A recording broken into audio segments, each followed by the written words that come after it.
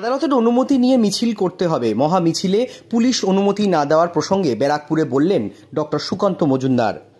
নিশিদিন diagnostic centre, এ complete diagnostic solution. আমাদের ঠিকানা 144/1 central road, Anandapuri, Barrackpore, Kolkata 122। আমাদের যোগাযোগ 9875338719। পঞ্চমীর বিকেলে কলকাতায় আয়োজিত মহা মিছিলের অনুমতি দেওয়া হয়নি কলকাতা পুলিশের পক্ষ থেকে। সেই বিষয় নিয়ে ব্যারাকপুরের সংবাদ মাধ্যমের মুখোমুখি হয়ে রাজ্য বিজেপির সভাপতি তথা কেন্দ্রীয় প্রতিমন্ত্রী ডক্টর সুকান্ত মজুমদার মুখ খুললেন। তিনি সংবাদ মাধ্যমের মুখোমুখি হয়ে জানান, আদালতেই যেতে হবে, এখানে তো কোনো গণতান্ত্রিক আন্দোলন করা যায় না। এছাড়াও তিনি বলেন, আন্দোলন তীব্র থেকে আরও তীব্রতর হবে। জুনিয়র ডাক্তাররা নেমেছেন, আগামী দিনে ছাত্র, বেকার, যুবক সবাই মুখ খুলতে শুরু করেছে। এছাড়াও তিনি রাজ্যের মুখ্যমন্ত্রীকে হীরক রানী বলে আক্রমণ করেন। এর পাশাপাশি কলকাতা পুলিশকেও তিনি আক্রমণ করেন, বাসের সাথে তুলনা করেন এবং মেরুদণ্ডহীন বলেও কটাক্ষ করেন। সিবিআই চার্জশিটের বিষয়েও মুখ খোলেন তিনি। কোর্টে যেতে হবে, এখানে তো গণতান্ত্রিক কোনো কার্যক্রম, কোনো প্রোগ্রাম পুলিশের পারমিশনে তো হয় না। ভারতীয় জনতা পার্টি তো লাস্ট কবে পুলিশের পারমিশন নিয়ে প্রোগ্রাম করেছিল ভুলেই গেছে। আমরা কোর্টে যেতে হবে, কোর্টে গিয়ে কান মোলে প্রোগ্রাম করতে হবে। আন্দোলন আরো তীব্র থেকে তীব্রতর হবে। জুনিয়র ডাক্তাররা নেমেছে, আগামী দিনে সমাজের বিভিন্ন অংশে ছাত্র, বেকার, যুবক থেকে শুরু করে সবাই মুখ খুলতে শুরু করেছে। তারাও নামবে আমার বিশ্বাস। সবাই রাস্তায় নেমে হীরক রানীকে তার আসন থেকে টেনে নামাবে। বায়ো টয়লেট এবং চৌকির পর এবার জল ঢুকতে বাধা দেওয়া হলো, সেখানে চাপের মুখে করে জল ঢুকতে দিল কলকাতা পুলিশ।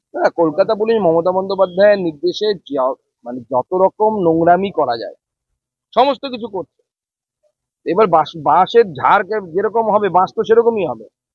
আমাদের শাসকই এরকম নিষ্ঠুর যে বিরোধীদেরকে, যারা বিরোধিতা করছে, যারা আওয়াজ তুলেছে এই অন্যায়ের বিরুদ্ধে, তাকে কুকুরের সাথে তুলনা করছে। তাহলে তার পুলিশ আর কি হবে? মেরুদণ্ড বাঁকা পুলিশ, মেরুদণ্ড খুঁজে পাচ্ছে না। টেবিলের তলে মেরুদণ্ড খুঁজে বেড়াচ্ছে পুলিশ এখন। 58 দিন পর চার্জশিট একজন অভিযুক্ত দেখানো হয়েছে। দেখুন, এই চার্জশিটের মধ্যে দুটো বিষয় আছে। একটি হচ্ছে সঞ্জয় রায়কে অভিযুক্ত হিসেবে দেখানো হয়েছে। দ্বিতীয় যে বিষয়টি সব থেকে গুরুত্বপূর্ণ, যেটা আমরা মিস করে যাচ্ছি, সেটা হচ্ছে তথ্য প্রমাণ লোপাট করা হয়েছে। সিবিআই ইনভেস্টিগেটিং এজেন্সি বলছে কোর্টের সামনে যে তথ্য প্রমাণ লোপাট করা হয়ে গেছে। তথ্য প্রমাণ যদি না থাকে, প্রুফ যদি না থাকে, সিবিআই কেন FBI হলে পরেও কেউ কাউকে দোষী সাব্যস্ত করতে হবে না। কারণ আইনের চোখে দোষীটা সাব্যস্ত হয় হচ্ছে কে দোষী কে দোষী নয়, এটা সাব্যস্ত হয় হচ্ছে তথ্য প্রমাণ দিয়ে বা প্রুফ দিয়ে, ক্লু দিয়ে। স্বাভাবিকভাবে সেগুলোকে যদি মুছে ফেলা হয় তো নতুন আর কে ধরা পড়বে? একজন ফেসে গেছে, সে বলির বকরা হবে। কিন্তু কতগুলো তো সন্দেহের বিষয় থেকেই যাচ্ছে।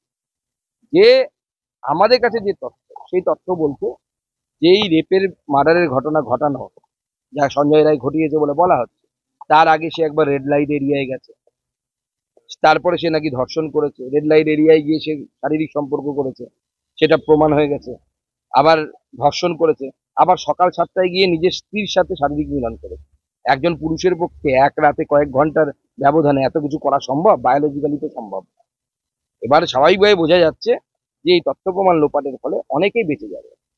এবার হয় এটা তৃণমূল কংগ্রেসের আমলে, এর থেকে আশা আমরা কি করবো? এর থেকে তো ভালো কিছু আশা করতে পারি। ধন্যবাদ। জয়নগরে এত বাচ্চাটা বডি নিয়ে ঘটনা হয়েছে এবং পুলিশ গ্রামে ঢুকতে দেয়নি।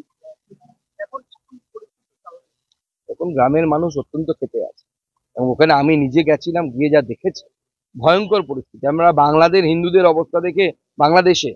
হিন্দুদের অবস্থা দেখে আমরা মাঝে মাঝে চিন্তায় পড়ে যাই, আমরা কান্নাকাটি করি। তো 24 পরগনায় সেরকম অবস্থা। ওখানে যান একবার, কলেজে পড়া মেয়েদের কাছে জিজ্ঞেস করুন কি অবস্থায় তাদেরকে রেখেছে। তারা তো জিম্মি হয়ে আছে, যে কোনো মুহূর্তে তাদের সাথে যা কিছু ঘটতে পারে, যে কোনো মুহূর্তে ঘটে এবং ঘটে। অনেক কিছু আমরা জানতেও পারি না। বাঙালি হিন্দু সমাজকে ভাবতে হবে আগামী দিনে, তারা বাংলাদেশ দেখতে চায় নাকি পশ্চিমবঙ্গটাকে ভারতবর্ষের অংশ হিসেবে পশ্চিমবঙ্গ রাখতে চায়। সাধ্যের মধ্যে স্বপ্নের ফ্ল্যাট খুঁজছেন? লাবণ্য গ্রুপের পক্ষ থেকে ব্যারাকপুর হরিসভা মন্দিরের নিকটে সোনাঝুরি আবাসন। থাকছে lift, top floor, set, 0% GST। এছাড়াও থাকছে ব্যাংক লোনের সুব্যবস্থা। ফ্ল্যাট বুকিং চলছে। আমাদের যোগাযোগ 7278200456।